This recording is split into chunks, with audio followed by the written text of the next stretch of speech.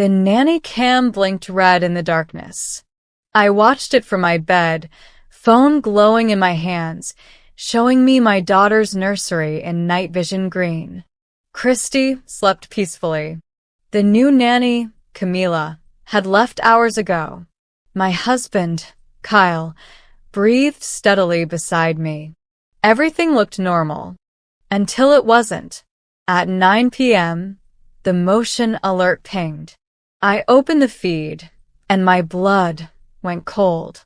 Kyle stood in the nursery, not beside me in bed, in the nursery, crying, holding Christy's yellow blanket like it was the only thing keeping him alive.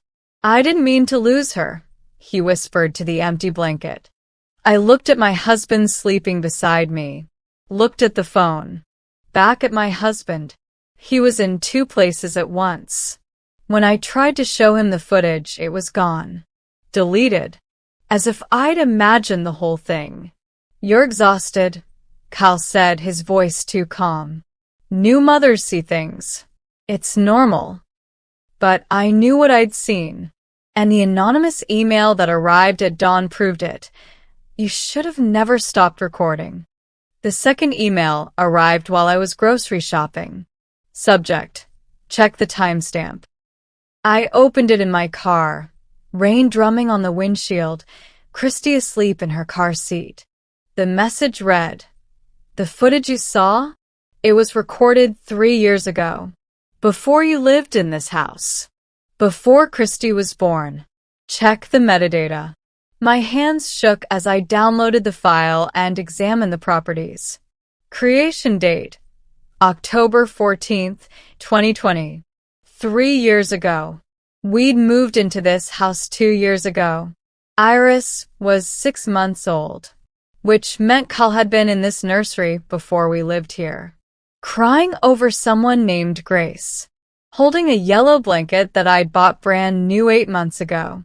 Unless it wasn't new. I drove home faster than I should have. Carried Christy inside. Went straight to the nursery closet where I kept the baby blankets. The yellow one with white stars was there. But when I examined it closely, I saw it, a tiny monogram stitched into the corner. So small I'd never noticed. GW. Not CW, for Christy Whitman.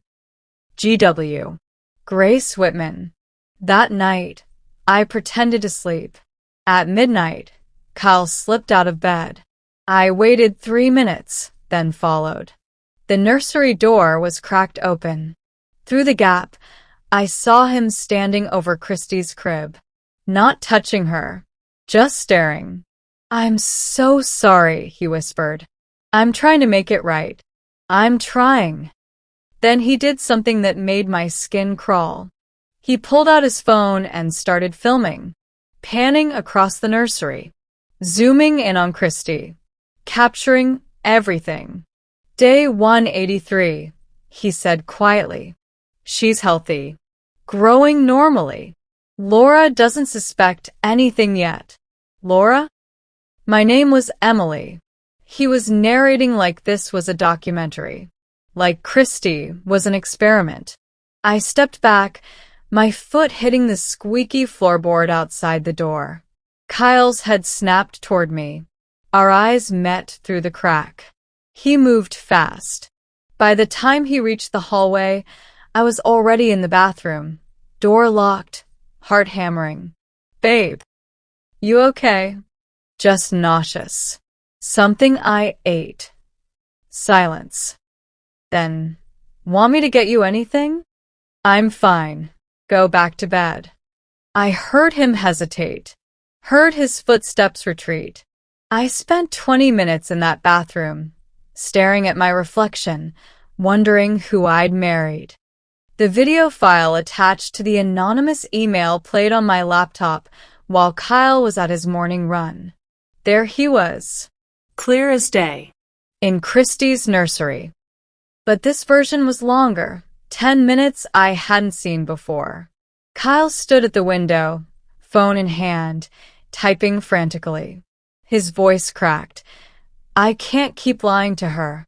Not about this. Not about Grace. Grace. We didn't know anyone named Grace. I played it 3 more times, memorizing every word, every gesture. Then I saved it to a hidden folder and cleared my browser history. By the time Kyle returned, sweaty and smiling, I was feeding Christy like nothing had changed. "Sleep better?" he asked, kissing my forehead. "Much better," I lied. His eyes lingered on me, searching, suspicious. "Good. I was worried about you last night." I smiled, kept my voice light, just exhausted. "You were right." But inside, I was screaming. Kyle insisted I see his therapist. Dr. Reeves helped me so much after he stopped himself. After my sister died. She's incredible with grief, with trauma. "I'm not grieving anything." "Aren't you?" His eyes were soft, manipulative. "You lost your career, your identity. That's a kind of death." So I went, because refusing would have raised suspicions. Dr. Reeves's office smelled like lavender and lies. She smiled warmly, gestured to the couch, and immediately started asking questions that felt rehearsed. "Kyle tells me you've been having paranoid thoughts." "I've been noticing things, such as..." I wanted to tell her everything. The footage, the blanket, the name Grace. But something stopped me. The way she glanced at her phone when it buzzed, the way Kyle's name appeared on the screen before she silenced it. They were texting during my session. "Just normal new mom stuff," I said instead. "Sleep deprivation." "That's completely understandable. Tell me, have you experienced any memory issues? Gaps in time?" My stomach dropped. "Why would you ask that?" "It's common with postpartum stress. Sometimes women block out." "I haven't blocked out anything." She wrote something in her notes. "Kyle mentioned you insisted on installing cameras. Do you feel unsafe in your own home?" This was a trap. Every question was designed to make me sound unstable. "I feel fine," I said, standing. "I think we're done here." "Laura, please sit. We've only just..." "My name is Emily, not Laura." Her pen stopped moving. Her face went carefully blank. "I'm sorry. You called me Laura twice. Kyle called me Laura last night when he thought I was asleep." "So tell me, Dr. Reeves, who the hell is Laura?" She set down her notepad, leaned forward, and said something that changed everything. "I think you should ask your husband about the accident. I found the second nanny cam in the attic. Not the one I'd installed. This one was older, professional grade, hidden behind insulation in the rafters, pointed directly at what used to be a nursery before we converted the attic to storage. The SD card inside held hundreds of hours of footage. I sat on the dusty floor and started watching. The timestamps were 3 years old. The nursery was decorated differently. Pink walls instead of cream, a different crib, different curtains. And there was Kyle, younger, thinner, rocking a baby who wasn't Christy. A woman's voice off camera. "She's finally asleep." "Thank God," Kyle replied. "I thought we'd never." "Don't say that. She's perfect. Grace is perfect." Grace. I fast-forwarded, watched weeks of footage in minutes. Kyle and a dark-haired woman I'd never seen. Both caring for baby Grace. Both looking exhausted. Both looking happy. Then the footage stopped. Abruptly. Mid-recording. October 16th, 2020. The day after the metadata said Kyle recorded himself crying. I searched the rest of the attic frantically. Found a box labeled GW. Hidden behind Christmas decorations. Inside, baby clothes, a birth certificate, photos. Baby Grace Whitman, born March 3rd, 2020. Mother, Laura Vance Whitman. Father, Kyle Whitman. And at the bottom of the box, a death certificate. Grace Whitman, died October 16th, 2020. Age, 7 months. Cause, SIDS, sudden infant death syndrome. I stared at that piece of paper until the words blurred. Kyle had another family, another wife, another daughter, all dead, or so he claimed. Whitney listened to everything without interrupting. When I finished, she was pale. You need to call the police. And tell them what? My husband had a dead family? That's not illegal. But the footage, the way he was talking about making things right. What if? She stopped herself. What if what? What if Grace didn't die of SIDS? What if he? She couldn't say it, but I could. What if he killed her? And Laura found out. And he killed her too. The words hung between us like poison. We don't know that. Whitney said quickly. We're jumping to conclusions. But I was already opening my laptop. Already pulling up the footage from the anonymous sender. Already seeing what I'd missed before. In the background of Kyle's crying confession, barely visible in the night vision green, a shadow moving across the hallway. Someone else was in the house that night. Someone who'd recorded him. Someone who'd sent me the footage. I zoomed in on the shadow. Paused it. Enhanced the image until I could make out features. A woman, dark-haired, watching Kyle from the doorway. Laura, who was supposed to be dead. The county records office confirmed it. Grace Whitman, deceased. Laura Vance Whitman, deceased. Car accident, December 2020. 2 months after Grace died. The clerk looked at me with pity. Are you family? I'm his wife. Oh. Her face shifted. His second wife. Second wife. The words sat in my throat like stones. I drove to the cemetery listed on Laura's death certificate. Found her grave. Fresh flowers sat in the holder. Recent flowers. Roses. The kind Kyle bought me on anniversaries. My phone rang. Kyle. Where are you? Grocery store. Forgot diapers. Emily, I need you to come home. Now. Something in his voice raised every alarm. Why? Just come home. Please. I hung up and drove to my friend Whitney's house instead. The final email arrived at 3 a.m. Subject: The truth about Christy. I opened it with shaking hands, Whitney asleep on the couch beside me. The video played. Hospital footage. Grainy. Dated 3 months before Christy was born. Kyle arguing with a nurse. I need to see her. I need to know she's okay. Sir, you can't be back here. Security. I'm her father. I have rights. You're not listed as the father on any of our records. And the mother has a restraining order. Restraining order? The camera angle shifted. Showed a patient room number. 3147. I searched hospital records online. Found a birth announcement from that same hospital. Same date. Baby girl. Born to Christy Vance. Weight, 6 pounds, 4 ounces.